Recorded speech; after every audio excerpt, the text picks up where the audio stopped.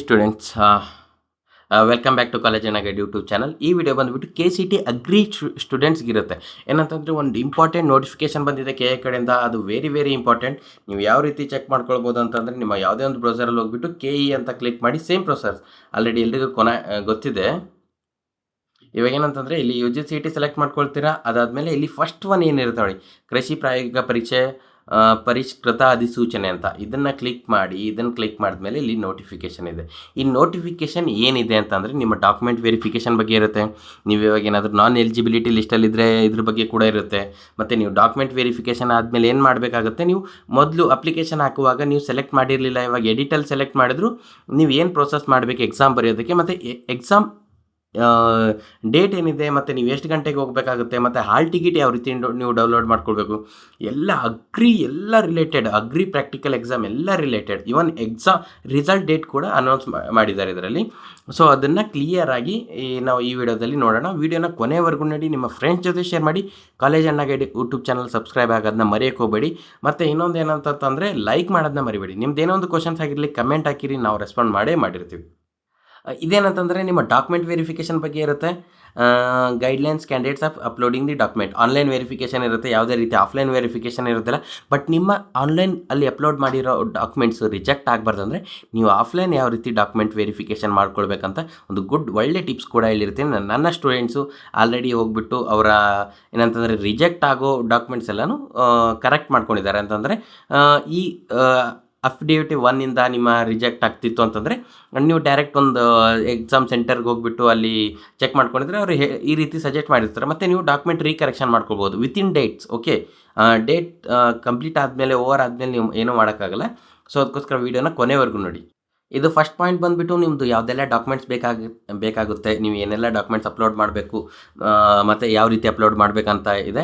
ಇದ್ರ ಬಗ್ಗೆ ನಾನು ಆಲ್ರೆಡಿ ವೀಡಿಯೋ ಮಾಡಿದ್ದೀನಿ. ಓಕೆನಾ, ಇಲ್ಲಿದೆ ವೀಡಿಯೋ, ಒಂದು ಕಾಲೇಜ್ ಗೈಡ್ ಯೂಟ್ಯೂಬ್ ಚಾನಲಲ್ಲಿ ಈ ರೀತಿ ಇದೆ, KCT practical exam document verification ಅಂತ.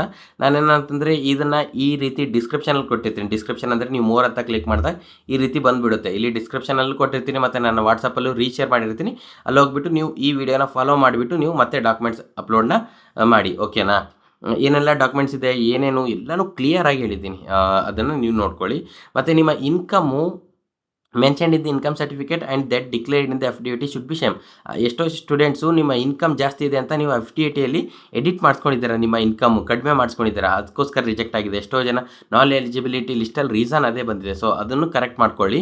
ನಿಮ್ದು ಏನಿದೆ ಕರೆಕ್ಟ್ ಹಾಕಿರಿ. ನಿಮ್ಗೆ ಕರೆಕ್ಟ್ ಹಾಕಿದ್ಮೇಲೆ ನೀವು ಎಲಿಜಿಬಿಲಿಟಿ ಲಿಸ್ಟಲ್ಲಿ ಕಂಪಲ್ಸರಿ ಬಂದೇ ಬರ್ತೀರಾ. Caste income certificate which are valid for 5 years. However this certificates must be reprinted. ಅಂತಂದರೆ ನಿಮ್ಮದು ಏನಾದರೂ ನೀವು 2022 ಅಲ್ಲಿ ನೀವು ಇನ್ಕಮ್ ಸರ್ಟಿಫಿಕೇಟ್ ಮಾಡ್ಕೊಂಡಿದ್ದೀರಾ ಅಂತ ತಿಳ್ಕೊಳ್ಳಿ. 5 yearsಲ್ಲಿ ಎಕ್ಸ್ಪೈರ್ ಆಗುತ್ತೆ. ನೀವು ಆಲ್ರೆಡಿ ಆವಾಗಲೇ ಪ್ರಿಂಟ್ ತೊಗೊಂಡಿದ್ದೀರಾ ಅಂತ ಇವಾಗ ಏನು ಮಾಡ್ಕೊಳ್ಳೋ ಅವಶ್ಯಕತೆ ಇಲ್ಲ ಅಂತಲ್ಲ. ಇವಾಗ ನೀವೇನು ಮಾಡ್ಕೊಳ್ಬೇಕಂದ್ರೆ, ಮತ್ತೆ ರೀಪ್ರಿಂಟ್ ತೊಗೊಳ್ಳಿ. ಆ ರೀಪ್ರಿಂಟ್ ಅದ್ರ ಮೇಲೆ ಡೇಟ್ ಬೀಳುತ್ತೆ. ಅದು ಡೇಟ್ ಯಾವಾಗ ಇರಬೇಕಂತಾರೆ, ಏಪ್ರಿಲ್ 2025 ಮಾರ್ಚ್ 2026 ಈ ಡೇಟ್ ಒಳಗೆ ಇರುತ್ತೆ ರೀಪ್ರಿಂಟ್, ಕೆಳಗಡೆ ಪ್ರಿಂಟ್ ಆಗಿರೋ ಡೇಟ್. ಓಕೆನಾ. FDAT ಏನಂತಂದರೆ ₹100 ಬಾಂಡ್ ಅಂತ ಇರುತ್ತೆ. ನೋಟ್ರಿ ಸೆಂಟ್ರಲ್ಲಿ ಸಿಗುತ್ತೆ. ಯಾವುದೇ ಕೋರ್ಟ್ ನಿಯರರ್, ನಿಮ್ಮ ತಾಲೂಕು ಲೆವೆಲ್ ಕೋರ್ಟ್ ಇರುತ್ತಲ್ಲ, ಅಲ್ಲಿ ನೋಟ್ರಿ ಅಂತ ಇರುತ್ತೆ. ನೋಟ್ರಿ ಪರ್ಸನ್ ಹತ್ರ ಸಿಗುತ್ತೆ. ₹100 ಬಾಂಡ್ ಅಂತ ಹೇಳಿ FDAT ಅವರು ಮಾಡಿಕೊಡ್ತಾರೆ. ಇಲ್ಲಾಂದರೆ ಇದು ₹10, ₹50 ಆ ರೀತಿ ಬಾಂಡ್ಸ್ ಇರುತ್ತೆ. ಅದನ್ನು ರಿಜೆಕ್ಟ್ ಆಗುತ್ತೆ. ಎಷ್ಟೋ ಜನ ರಿಜೆಕ್ಟ್ ಆಗಿದೆ. ಮತ್ತು ಪ್ರೊಸೆಸಿಂಗ್ ಫೀಸ್ ಇರುತ್ತೆ. ನೀವು ಡಾಕ್ಯುಮೆಂಟ್ ವೆರಿಫಿಕೇಷನ್ನು ಈ ವಿಡಿಯೋದಲ್ಲಿ ಇದೆ ಅಂತ ನಾನು ಹೇಳಿದೆ. ಈ ವಿಡಿಯೋದಲ್ಲಿ ಹೇಳಿದ್ದೀನಿ ಯಾವ ರೀತಿ ನೀವು ಅಮೌಂಟ್ ಪೇ ಮಾಡಬೇಕು, ಯಾವ ರೀತಿ ನೀವು ಡಾಕ್ಯುಮೆಂಟ್ ವೆರಿಫಿಕೇಷನ್ಗೋಸ್ಕರ ಡಾಕ್ಯುಮೆಂಟ್ಸ್ ಅಪ್ಲೋಡ್ ಮಾಡಬೇಕು ಅಂತ. ಸರಿನಾ. ಜನರಲ್ ಸ್ಟೂಡೆಂಟ್ಸ್ಗೆ 1200 ಇದೆ. SC ST ಸ್ಟೂಡೆಂಟ್ಸ್ಗೆ ₹600 ಇದೆ. ಸರಿನಾ. ಡಾಕ್ಯುಮೆಂಟ್ ವೆರಿಫಿಕೇಷನ್ಗೋಸ್ಕರ uploading documents by the candidates from 27th ಅಂತಂದರೆ ನಿಮಗೆ 27th ಏಪ್ರಿಲಿಂದ 4th ಮೇವರೆಗೂ ಮಧ್ಯಾಹ್ನ 12 ಗಂಟೆವರೆಗೂ, ಇದು ನೈಟ್ ಅಲ್ಲ, ಮಧ್ಯಾಹ್ನ 12 ಗಂಟೆವರೆಗೂ ನೀವು ಡಾಕ್ಯುಮೆಂಟ್ಸ್ ಅಪ್ಲೋಡ್ ಮಾಡ್ಬೋದು. ನೀವೇನಂತಂದರೆ ಸ್ಟೂಡೆಂಟ್ಸ್, ಇವಾಗ ನೀವು 28th for example 28th April documents upload ಮಾಡಿದ್ದೀರಾ. 28th ಏಪ್ರಿಲ್ ಡಾಕ್ಯುಮೆಂಟ್ಸ್ ಅಪ್ಲೋಡ್ ಮಾಡಿದ ತಕ್ಷಣ ಏನು ಮಾಡ್ತೀರಾ ಅಂತಂದರೆ, ನಿಮ್ಮ ಎಕ್ಸಾಮ್ ಸೆಂಟರ್ ಯಾವುದಿರುತ್ತೆ ನೋಡಿ, ಅಲ್ಲಿ ಹೋಗಿಬಿಟ್ಟು, ಸರ್ ನಾನು ಈ ರೀತಿ ಡಾಕ್ಯುಮೆಂಟ್ಸ್ ಅಪ್ಲೋಡ್ ಮಾಡಿದ್ದೀನಿ, ನಿಮ್ಮ ಡಾಕ್ಯುಮೆಂಟ್ ವೆರಿಫಿಕೇಷನ್ ಮಾಡಿಬಿಟ್ಟು ನಿಮಗೆ ಎಲಿಜಿಬಿಲಿಟಿ ಲಿಸ್ಟಲ್ಲಿ ಆ್ಯಡ್ ಮಾಡೋರು ಯಾರು ಇರ್ತಾರೆ ಅಂದರೆ, ನಿಮ್ಮ ಎಕ್ಸಾಮ್ ಸೆಂಟರ್ ಯಾವುದಿದೆ ನಿಮ್ಮದು ಪ್ರಾಕ್ಟಿಕಲ್ ಎಕ್ಸಾಮ್ ಸೆಂಟರ್ ಅವರೇ ಮಾಡೋದು, KA ಕಡೆಯಿಂದ ಯಾರೂ ಮಾಡೋದಿಲ್ಲ. ಸೊ ಅದಕ್ಕೋಸ್ಕರ ನಿಮ್ಮ ಡಾಕ್ಯುಮೆಂಟ್ಸ್ ರಿಜೆಕ್ಟ್ ಆಗಬಾರ್ದು ಅಂತಂದರೆ ನೀವು ನಿಮ್ಮ ಎಕ್ಸಾಮ್ ಸೆಂಟರ್ಗೆ ಹೋಗಿಬಿಟ್ಟು ಸರ್ ನಾನು ಡಾಕ್ಯುಮೆಂಟ್ಸ್ ಅಪ್ಲೋಡ್ ಮಾಡಿದ್ದೀನಿ ಅಗ್ರಿ ಪ್ರಾಕ್ಟಿಕಲ್ ಎಕ್ಸಾಮ್ಗೋಸ್ಕರ ಅಂತ ಹೇಳಿ ಅವ್ರು ಅಲ್ಲೇ ನಿಮ್ಮ ಮುಂದೆನೇ ವೆರಿಫೈ ಮಾಡಿರ್ತಾರೆ. ನಿಮ್ಮ ಏನಾದರೂ ಮಿಸ್ಟೇಕ್ ಇದ್ದರೆ, ನಿಮ್ಮ ಡಾಕ್ಯುಮೆಂಟ್ಸಲ್ಲಿ ಏನಾದರೂ ಮಿಸ್ಟೇಕ್ ಇದ್ದರೆ ಅವ್ರು ನಿಮಗೆ ಅಲ್ಲಿ ಸಜೆಸ್ಟ್ ಮಾಡ್ತಾರೆ, ಇದನ್ನು ಕರೆಕ್ಟ್ ಮಾಡ್ಕೊಂಡು ಬನ್ನಿ, ನಾವು ನಿಮ್ಗೇನಂತಂದರೆ ಅಗ್ರಿ ಪ್ರಾಕ್ಟಿಕಲ್ ಎಕ್ಸಾಮ್ಗೆ ಅಲೋ ಮಾಡ್ತೀವಿ ಅಂತ. ನೀವೇನಾದರೂ ಬರೀ ಆನ್ಲೈನಲ್ಲೇ ಅಪ್ಲೋಡ್ ಮಾಡಿಬಿಟ್ಟು ಮನೆಯಲ್ಲೇ ಕೂತ್ಕೊಂಡ್ರೆ ಕಂಪಲ್ಸರಿ ರಿಜೆಕ್ಟ್ ಆಗುತ್ತೆ. ಮತ್ತು ರಿಜೆಕ್ಟ್ ಆದಮೇಲೆ ಮತ್ತೊಂದು ಚಾನ್ಸ್ ಏನಿರೋದಿಲ್ಲ. ಏನಕ್ಕಂತಂದರೆ ಡೇಟ್ಸ್ ಎಲ್ಲನೂ ಕ್ಲಿಯರಾಗಿ ಮೆನ್ಷನ್ ಮಾಡಿದ್ದಾರೆ, ಯಾವುದೇ ಮತ್ತೊಂದು ಡೇಟ್ಸ್ ಕೊಡೋದಿಲ್ಲ ನಿಮಗೆ ಅಪ್ಲೋಡ್ ಮಾಡ್ಕೊಳ್ಳೋದಕ್ಕೆ. ಸೊ ಇದು ಇಂಪಾರ್ಟೆಂಟ್ ಏನಂತಂದರೆ ತಲೆಯಲ್ಲಿ ಇಟ್ಕೊಳ್ಳಿ. ಫಾರ್ ಎಕ್ಸಾಂಪಲ್ ಇವಾಗ ಏನಂತಂದರೆ ನಿಮ್ಮದು GK ಎಕ್ಸಾಮ್ ಸೆಂಟರ್ ಇದೆ, ನೀವು ಆನ್ಲೈನ್ ಅಪ್ಲೋಡ್ ಮಾಡಿದ್ಮೇಲೆ GK ಹೋಗಿ ಹೇಳಿ ಅಗ್ರಿ ಪ್ರಾಕ್ಟಿಕಲ್ ಎಕ್ಸಾಮ್ಗೋಸ್ಕರ ಡಾಕ್ಯುಮೆಂಟ್ ವೆರಿಫಿಕೇಷನ್ ಬಂದಿದ್ದೀವಿ ಅಂತ, ಸರಿನಾ?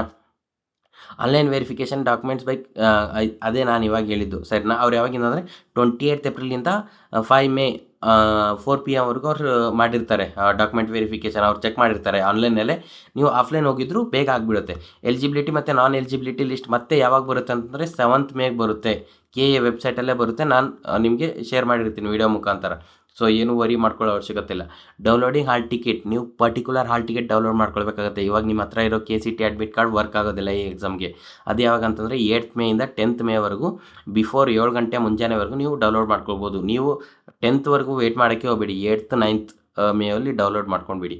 Practical test will be conducted 17, ಅದು ಆಲ್ರೆಡಿ ನಿಮ್ಗೆ ಗೊತ್ತಿದೆ. ನಿಮ್ಮದು ಎಕ್ಸಾಮ್ ಸೆಂಟರ್ ಯಾವುದಿರುತ್ತೆ ಅದ್ರ ಬಗ್ಗೆ ನೀವು ತಲೆ ಕೆಡಿಸ್ಕೊಳ್ಳಿ. 10th ಮೇಗೆ ಎಕ್ಸಾಮ್ ಇದೆ, ನೀವು 9 ಗಂಟೆಯಿಂದ ಎಕ್ಸಾಮ್ ಇದೆ. ಸೊ ನೀವು 2 ಗಂಟೆ ಮುಂಚೆನೇ ಹೋಗಿರಬೇಕು ಅಲ್ಲಿ ಎಕ್ಸಾಮ್ ಸೆಂಟರ್ಗೆ. ಇವ್ರು ಏನು ಹೇಳಿದ್ದಾರೆ, 8 o'clock ಗೇಟ್ ಕ್ಲೋಸ್ ಮಾಡ್ತಾರೆ morning.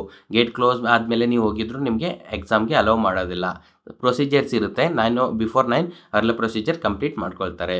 Practical test result will be, ನಿಮ್ಮ ಮತ್ತು ಪ್ರಾಕ್ಟಿಕಲ್ ರಿಸಲ್ಟ್ ಯಾವಾಗ ಬರುತ್ತೆ ಅಂತಂದರೆ 14th ಮೇ ಆಫ್ಟರ್ 11 AM ಅಂತಂದರೆ ಮಾರ್ನಿಂಗ್ 11 ಗಂಟೆ ಆದಮೇಲೆ ನಿಮ್ಮ ರಿಸಲ್ಟ್ 14 ಮೇಗೆ ಬಂದುಬಿಡುತ್ತೆ. KA ವೆಬ್ಸೈಟಲ್ಲೇ ಬರುತ್ತೆ, ನಾನು ಅಪ್ಡೇಟ್ ಮಾಡಿರ್ತೀನಿ, ಡೋಂಟ್ ವರಿ ಅಬೌಟ್ ದ್ಯಾಟ್. ಇವಾಗ ಎಷ್ಟೋ ಜನದ್ದು ನಾನ್ ಎಲಿಜಿಬಿಲಿಟಿ ಲಿಸ್ಟ್ ಬಂದಿದೆ. ಅವ್ರು ಏನು ಮಾಡಬೇಕಂತಂದರೆ ನೀವು ಮತ್ತೆ ಡಾಕ್ಯುಮೆಂಟ್ಸ್ನ ಅಪ್ಲೋಡ್ ಮಾಡಿ ನಾನು ಹೇಳ್ದಂಗೆ ನಿಮ್ಮ ಎಕ್ಸಾಮ್ ಸೆಂಟರ್ಗೆ ಹೋಗ್ಬಿಟ್ಟು ವೆರಿಫಿಕೇಷನ್ ಮಾಡ್ಕೊಳ್ಳಿ. ಅಲ್ಲಿ ಕೇಳ್ತಾರೆ ನಿಮ್ಗೆ ಯಾರು ಹೇಳಿದ್ದಾರೆ, ನೀವು ಏನಕ್ಕೆ ಬಂದಿದ್ದೀರಾ ಅಂತ. ಅವಾಗ ಹೇಳ್ಬೇಡಿ ಯೂಟ್ಯೂಬಲ್ಲಿ ನೋಡ್ಕೊಂಡು ಬಂದಿದ್ದೀವಿ ಅಂತ. ಸರ್ ನಮ್ಮದು ಏನಂತಂದರೆ ನಮ್ಮದು ಸೀನಿಯರ್ಸ್ ಹೇಳಿದರು ಸರ್, ಅದಕ್ಕೋಸ್ಕರ ಬಂದಿದ್ದೀವಿ, ಈ ರೀತಿ ಆಗುತ್ತೆ ಅಂತಂದ್ರೆ ಏನು ಕೇಳಲ್ಲ ಅವ್ರು. ಜಾಸ್ತಿ ಕೇಳಿದರೆ ಹಿಂಗೆ ಹೇಳಿ, ಸರಿನಾ? Further physical verification of the documents will be not entertained in any of the 17 practical test centres ಅಂತಂದರೆ ನೀವು ಆನ್ಲೈನ್ ವೆರಿಫಿಕೇಷನ್ ಆದಮೇಲೆ ನೀವು ಎಲಿಜಿಬಲ್ ಲಿಸ್ಟ್ ಮೇಲೆ ಬಂದಮೇಲೆ ಮತ್ತೆ ನಿಮಗೆ ಯಾವುದೇ ರೀತಿಯ ಆಫ್ಲೈನ್ ಡಾಕ್ಯುಮೆಂಟ್ ವೆರಿಫಿಕೇಷನ್ ಇರೋದಿಲ್ಲ ಅಂತ ಹೇಳ್ತಿದ್ದಾರೆ. ಇದನ್ನು ಎಷ್ಟೋ ಜನ ಕನ್ಫ್ಯೂಸ್ ಆಗಿಬಿಡ್ತಾರೆ. ಸರ್ ನೀವು ಡಾಕ್ಯುಮೆಂಟ್ ಆಫ್ಲೈನ್ ವೆರಿಫಿಕೇಷನ್ಗೆ ಹೋಗಂತ ಹೇಳ್ತಿದ್ದೀರಾ, ಇಲ್ಲಿ ನೋಡಿದರೆ ಈ ರೀತಿ ಹಾಕಿದ್ದಾರೆ ಅಂತ. ಇದು ಏನಂತಂದರೆ ನಿಮ್ಮದು ಆನ್ಲೈನ್ ವೆರಿಫಿಕೇಷನ್ ಆದಮೇಲೆ ಯಾವುದೇ ರೀತಿಯ ಆಫ್ಲೈನ್ ವೆರಿಫಿಕೇಷನ್ ಇರೋದಿಲ್ಲ ಅಂತ ಹೇಳ್ತಿದ್ದಾರೆ. ಬಟ್ ನೀವು ಆನ್ಲೈನ್ ವೆರಿಫಿಕೇಷನಲ್ಲೇ ರಿಜೆಕ್ಟ್ ಆಗುತ್ತೆ, ಈ ರೀತಿ ನಿಮಗೆ ಡೌಟ್ ಇದ್ದರೆ ಆಫ್ಲೈನ್ ಕೂಡ ಮಾಡ್ಕೊಳ್ಳಿ. ಡೈರೆಕ್ಟ್ ಆಫ್ಲೈನ್ ವರ್ಕ್ ಆಗಲ್ಲ, ನೀವು ಫಸ್ಟ್ ಆನ್ಲೈನಲ್ಲಿ ಅಪ್ಲೋಡ್ ಮಾಡಬೇಕು. ಈ ವಿಡಿಯೋನ ನೋಡ್ಕೊಂಡು ಅಪ್ಲೋಡ್ ಮಾಡಿದ್ಮೇಲೆ ಆಫ್ಲೈನ್ ಹೋಗ್ಬಿಟ್ಟು ನೀವು ಒಬ್ಬರೇ ಹೋಗಿ, ನಿಮ್ಮ ಪೇರೆಂಟ್ಸಿಗೆ ಏನು ಕರ್ಕೊಂಡು ಹೋಗೋಕ್ಕೆ ಹೋಗಬೇಡಿ. ಹುಡುಗಿಯರು ಯಾರಾದರೂ ಇದ್ದರೆ ನಿಮ್ಮ ಅಣ್ಣ ನಿಮ್ಮ ತಮ್ಮ ಅವರಿಗೆ ಸಪೋರ್ಟಿಗಂತ ಸುಮ್ಮನೆ ಕರ್ಕೊಂಡೋಗಿರಿ.